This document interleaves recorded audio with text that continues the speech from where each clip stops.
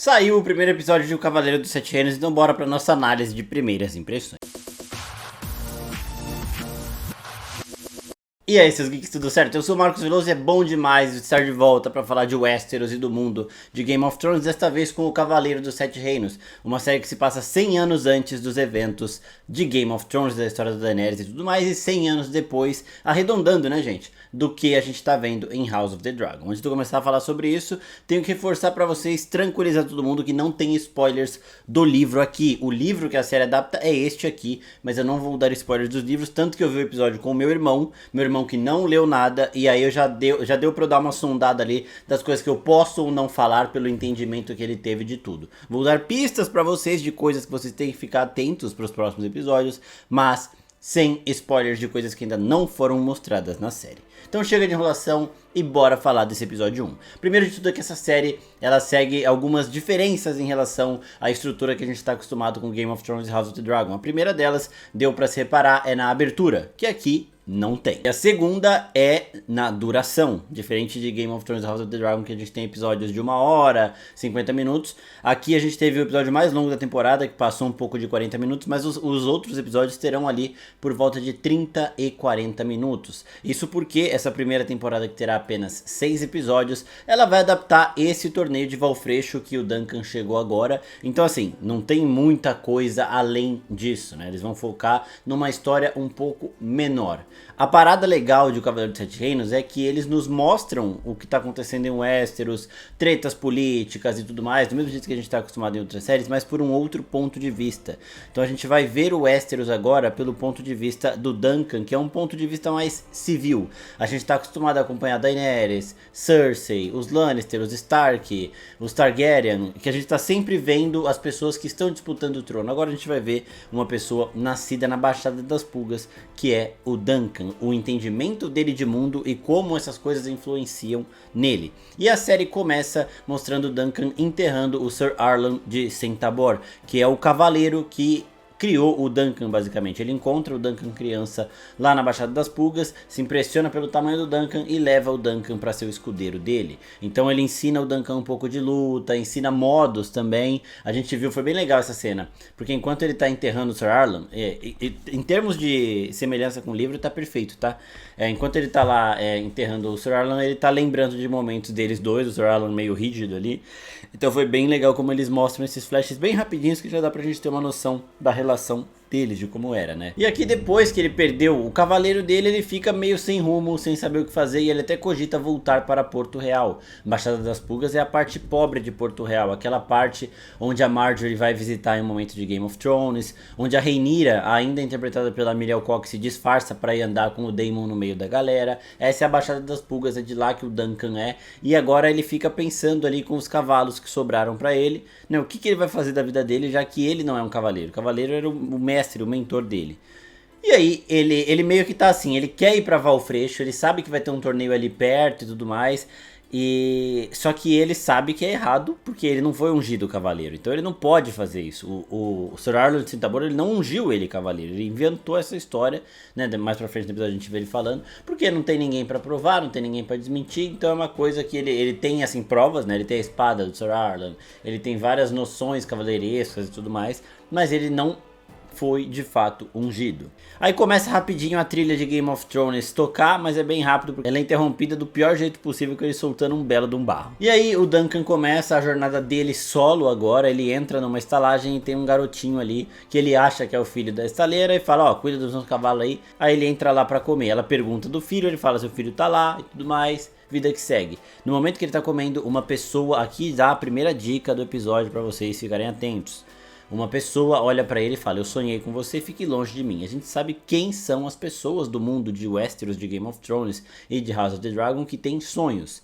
Ah, agora eu entendi! Agora eu saquei! Esses sonhos são exclusivos de uma família só. Então já dá pra perceber, até pelos traços dessa pessoa, dá pra vocês entenderem de onde esse cara veio. Mas esse tipo de sonhos aí conectados ao Duncan, eles vão voltar ao longo das temporadas. A série foi planejada pra 3 temporadas, parece ter mais, mas esses sonhos vão voltar e é importante. Então vocês já sabem quem é a família que tem pessoas com sonhos aí extravagantes e tudo mais. Então fiquem de olho neste personagem. Não vou falar o nome dele aqui também, também pra não sair dando spoiler de graça. Sim, é muito legal como eles vão soltando pequenas pistas pra você ir juntando tudo e depois chegar à conclusão de uma das primeiras revelações que eles vão dar na série, né, que é sobre essas situações que a gente tá vendo de pouquinho em pouquinho aqui. É uma pista nesse momento, aí mais pro final do episódio tem outra pista, e aí quando você junta tudo você fala, e aí quando eles revelam você fala, putz, faz sentido. Bom, agora chega de ficar dando tanta pista pra vocês, daqui a pouco eu volto com outra coisa, de um outro assunto que também eles deixam ali nas entrelinhas, mas vamos seguir com o episódio.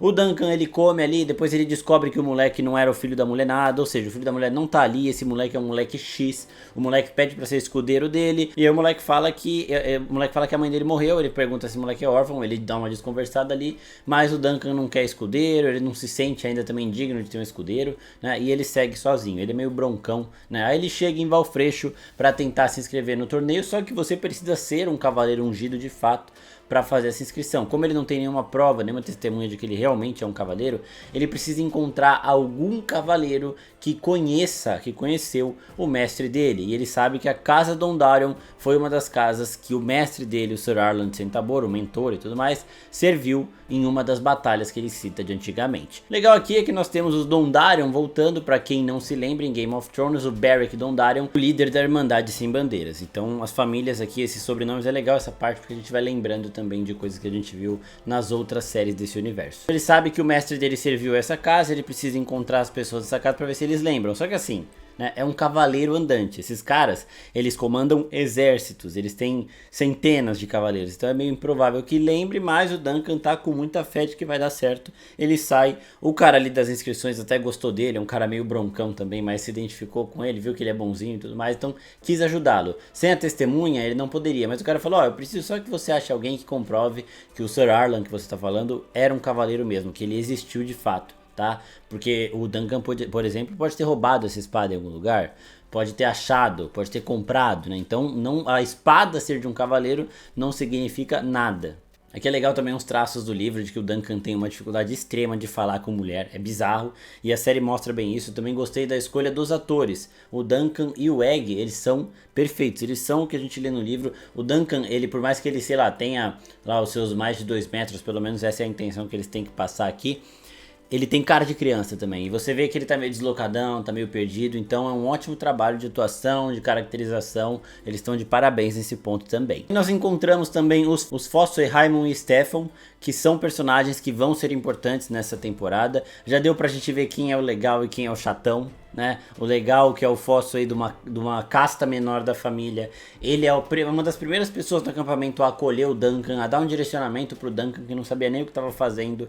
Então mais pra frente no episódio ele tá vendo que o Duncan tá passando fome, ele encontra, eles conversam e ele leva o Duncan pra festinha do Lionel Baratheon ali, pra ele conseguir comer um pouco, beber um pouquinho e ficar mais sossegado. Então é legal a gente também já vendo essas personalidades. Os personagens que a série dá destaque, eles vão voltar mais pra frente, então é bom a gente também ir pegando estes personagens, porque terão lealdades também que serão importantes ao longo desses 6 episódios da primeira temporada. Depois a gente vê o Duncan curtindo um teatro, fantástica a caracterização do dragão, porque a gente olhou assim e falou, caralho, mano, não tem dragão, né? No trailer, inclusive, tem a ceninha rápida disso, eu falei, mano, é um dragão, mas não tem dragão. E esse daqui é um teatro realmente muito bem feito. Meu irmão até falou, é impossível a galera nessa época ter esse tipo de capacidade artística. Eu falei, pô, os caras antigamente construíram as pirâmides, tá ligado?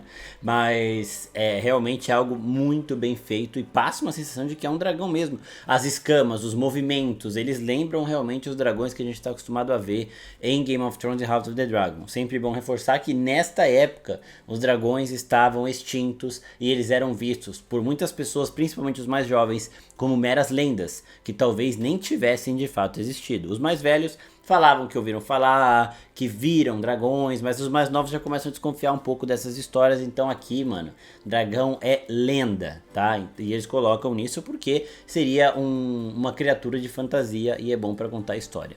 E aí nós vemos claramente que o Duncan se apaixona pela pessoa que está conduzindo este teatro. O nome dela, isso aqui não é spoiler, é tranquilo, é Tancelle, a alta demais. Uma mulher alta que chama a atenção de Duncan, o mais alto de todos.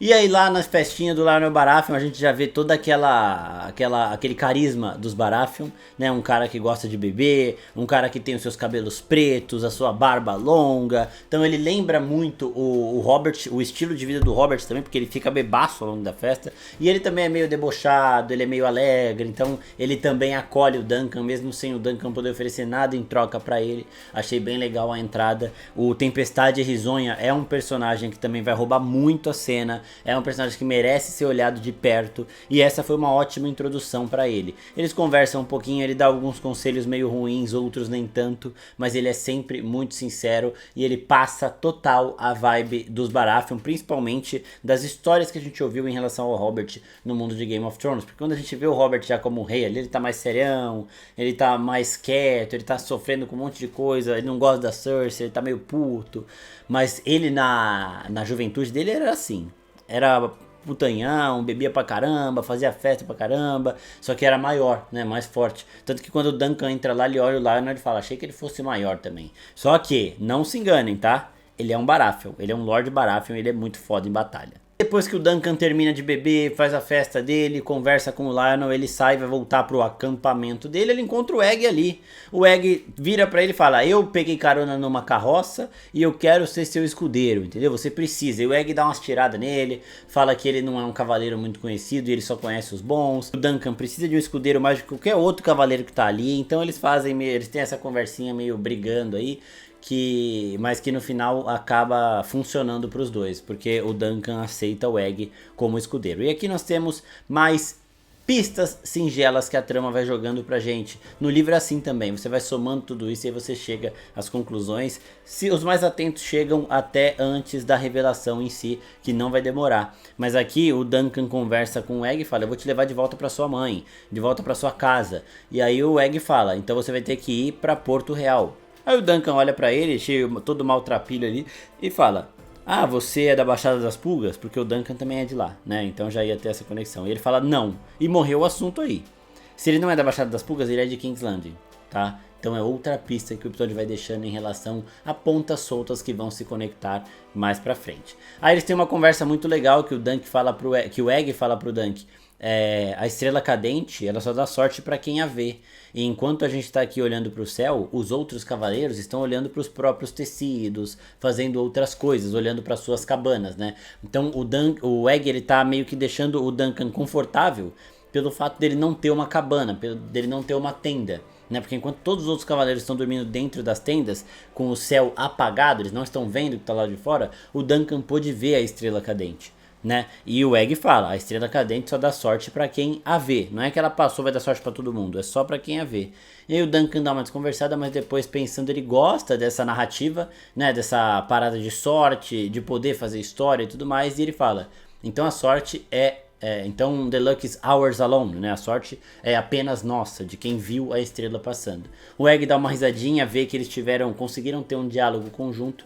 E aí vira de lado pra dormir. Muito legal a interação dos dois, muito legal a representação dos dois. E este é o final do primeiro episódio. Os episódios serão mais curtos e esse daqui funciona muito bem. Outro ponto interessante a gente falar aqui é que o nosso podcast Falar Morgulhas também vai voltar com episódios semanais. Lá a gente vai dar um pouquinho mais de contexto também das coisas. Lá a gente vai falar mais coisa, mas sempre sem dar spoiler dos livros, então podem ficar tranquilos. A Vit volta para conversar comigo, assim como a gente sempre fez em House of the Dragon, só que dessa vez com imagens também. Então já ativem o sininho por aqui, se inscrevam no canal para não perder. Sempre bom lembrar, os episódios saem de domingo para segunda, meia-noite na HBO Max. E os nossos vídeos saem logo na sequência, com o podcast sendo gravado no dia seguinte e publicado às terças-feiras. Tem caixinha de perguntas no nosso Instagram também para vocês mandarem as suas dúvidas sobre a série e muitas outras publicações para vocês comentarem sobre a série e também repercutir alguns detalhes que a gente viu por lá. É nóis, pessoal, muito obrigado, voltamos para o Westeros e até a próxima. Tchau, tchau.